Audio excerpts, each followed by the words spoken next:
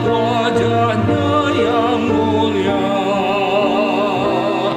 dan lenyaplah kesenangan dunia dalam terang kemuliaan-Nya.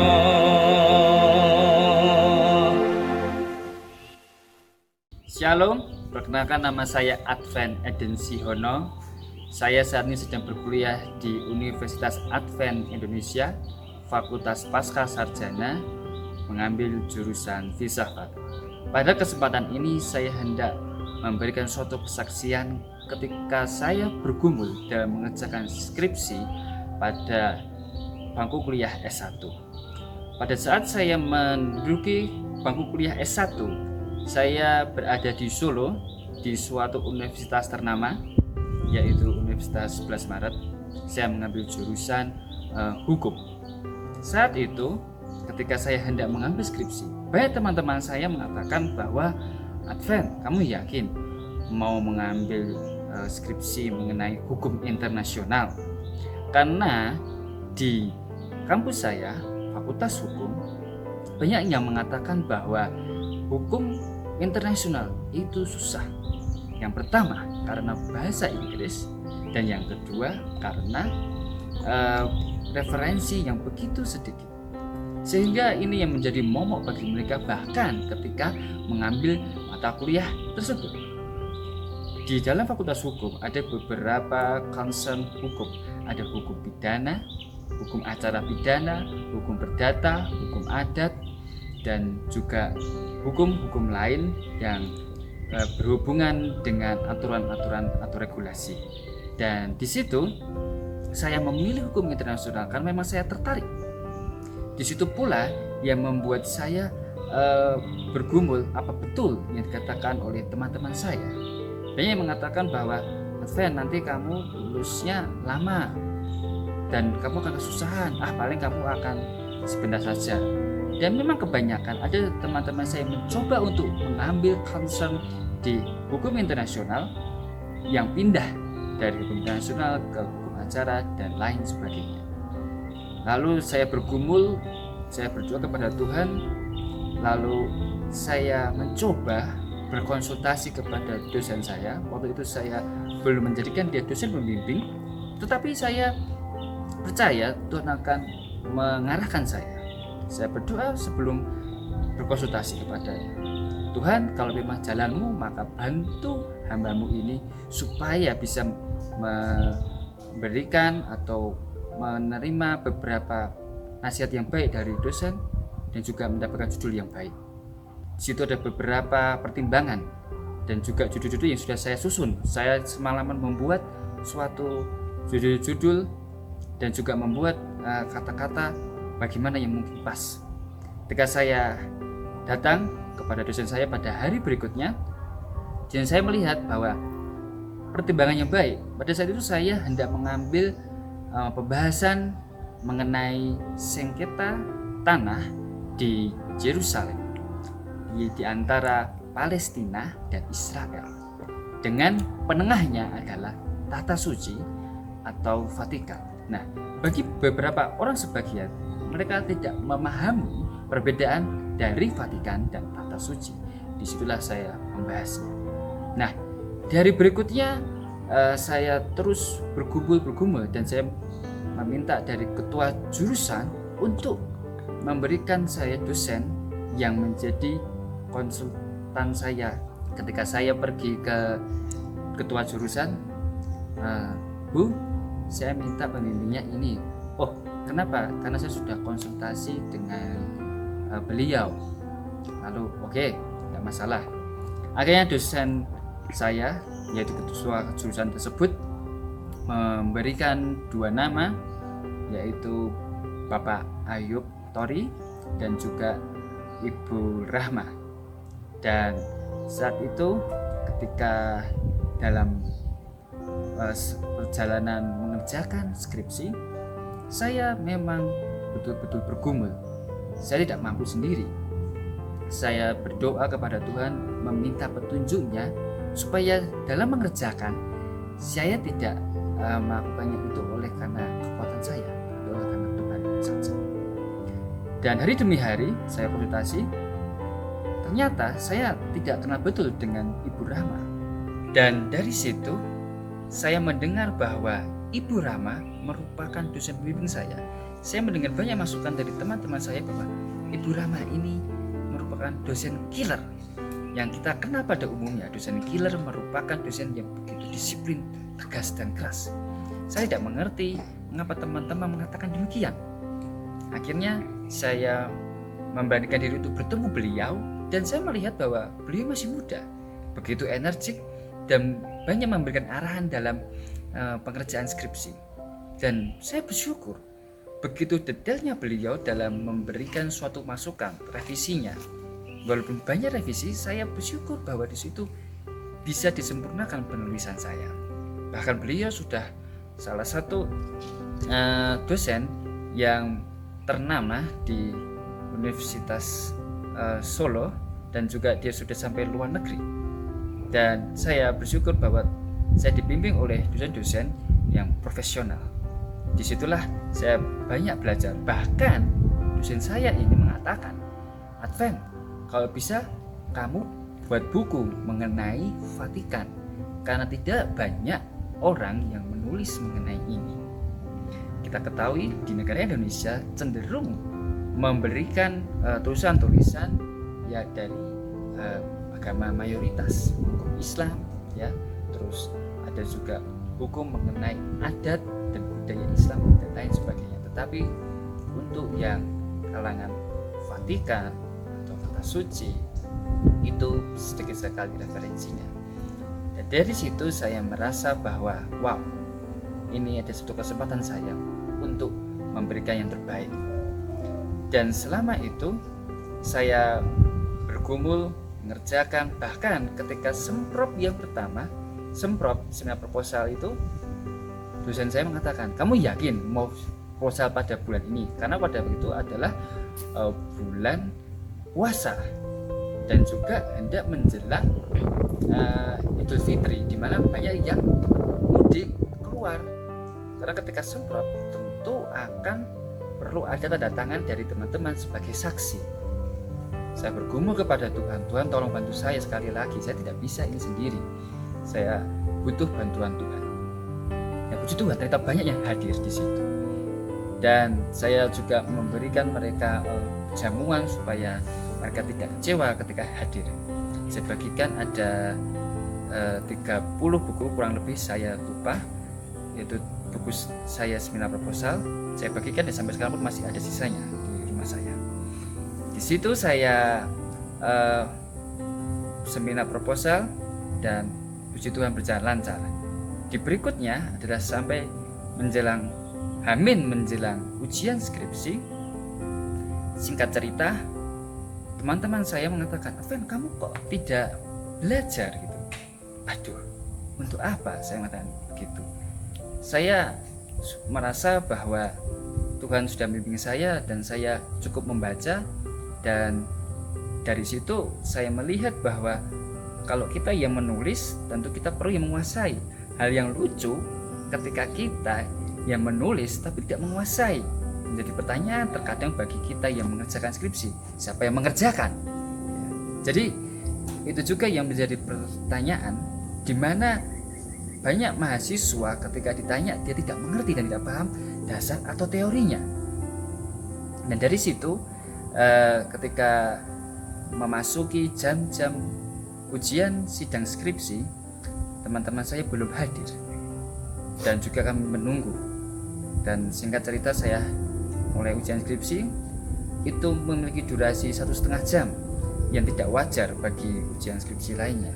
Karena kebanyakan saya melihat teman-teman saya yang dari hukum acara pidana atau hukum pidana itu hanya 15 menit, setengah jam. Dan memang dosen saya itu banyak bertanya. Salah satu dosen saya juga mengatakan bahwa ini adalah isu yang sensitif, jadi Anda harus hati-hati untuk mengurai atau mengupasnya. Terima kasih Bu, memang hal ini memang perlu kita kupas supaya ini membuka fakta-fakta baru dari segi hukum. Ya, memang tentu ini akan memiliki arah ke agama, tetapi kita perlu melihat dari fakta di lapangan dan untuk melindungi orang-orang yang ada di situ. Salah satu pembahasan yang saya buat di situ adalah perlindungan agama-agama minoritas yang ada di sana. Nah, disitulah dimana skripsi saya ini bisa menunjang mereka supaya mereka itu suara mereka bisa ada dan tidak menjadi terkesampingkan. Jadi skripsi saya adalah mengenai akibat hukum dari Basic Agreement between the Holy See and the Palestine Liberation Organization 2000 terhadap kota suci dan Palestina, di mana ada sengketa antara Israel dan Palestina mengenai tanah, dan di situ penengahnya adalah dari negara Vatikan. Nah, di situ mereka mengirim tata suci. Nah, tata suci ini adalah subjek internasional, di mana kalau kita mengetahui mereka inilah yang menjadi diplomat bagi berbagai organisasi internasional dan negara-negara di belahan dunia lainnya. Ketika saya menyampaikan argumen saya, ketika saya menyampaikan pendapat saya bersyukur dosen saya mengatakan, Advent, oke, kalian boleh keluar semua, kami akan mendiskusikan nilai. Dan di situ saya mendapatkan nilai amin. Walaupun tidak A titik, tapi saya bersyukur itu oleh karena Tuhan telah memampukan sampai saya ujian. Dan juga dari situ saya bersyukur, wah terima kasih Tuhan. Walaupun ada revisian yang cukup banyak, dosen saya, ketua pengujinya memberikan tantangan lagi. Dia mengatakan, kamu bisa nggak revisi ini dalam waktu seminggu? Saya waktu itu terhenyak ya. Saya langsung spontanitas mengatakan, bisa Bu, bisa, kamu yakin? Ya Bu, ya sudah, seminggu ya.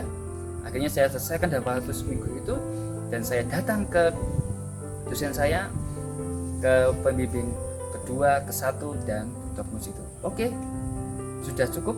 Nanti kamu kirim jurnal internasionalnya, karena syaratnya tidak hanya kita selesai dalam mengerjakan skripsi, tapi ada jurnal internasional.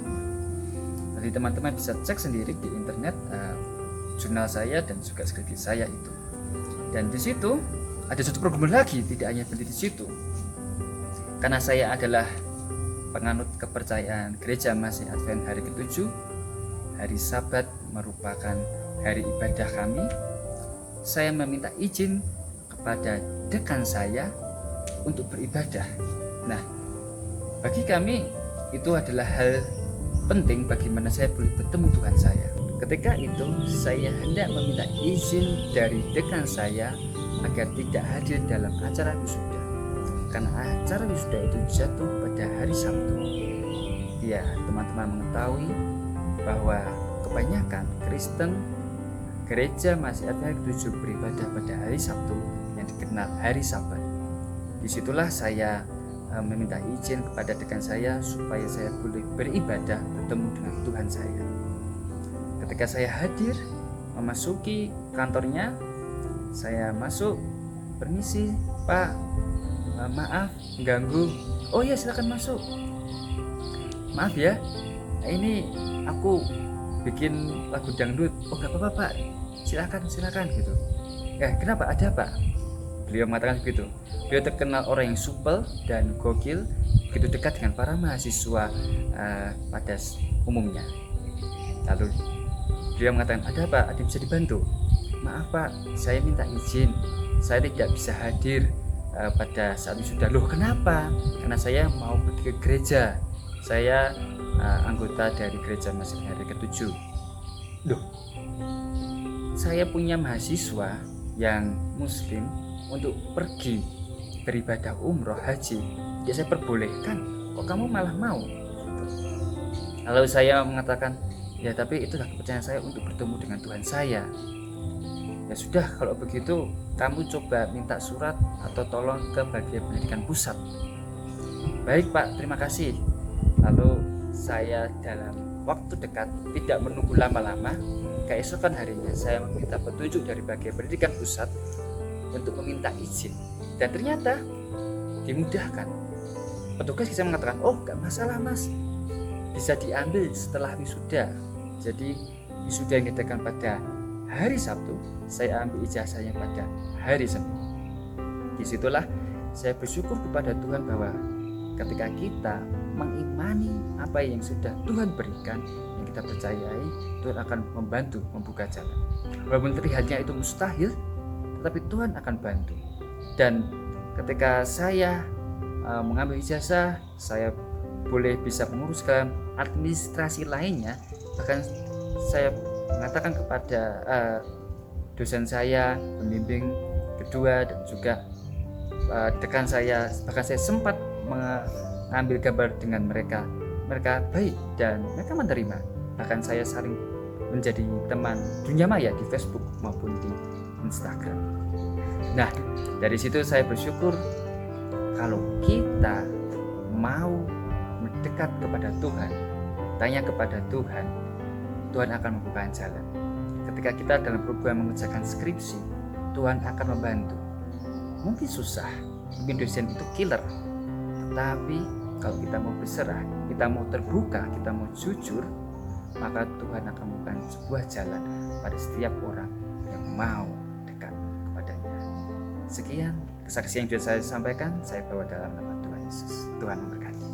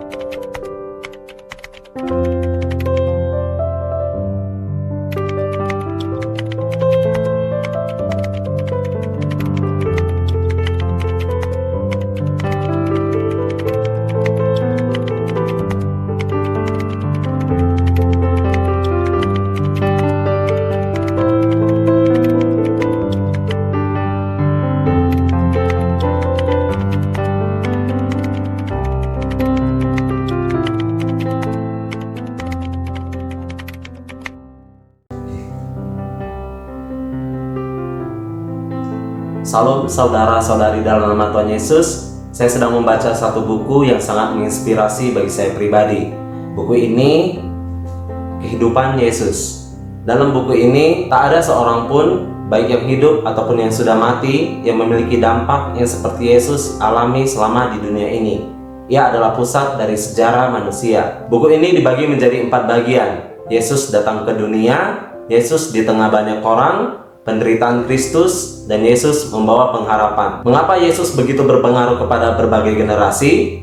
Kenapa begitu banyak orang yang menjadi pengikutnya? Melalui buku ini Anda dapat mengetahui jawabannya. Dan buku ini juga dapat dibaca oleh anak-anak, selain hardcover juga full color. Dan tentunya saya yakin buku ini akan menginspirasi bagi Anda. Ada juga buku untuk pendalaman Alkitab dari Kejadian sampai Wahyu, buku untuk keluarga, buku untuk anak muda, dan berbagai macam buku kesehatan. Anda dapat mendapatkan semua buku ini dengan memesan melalui saya, melalui nomor yang tertera di bawah ini. Terima kasih, Tuhan memberkati.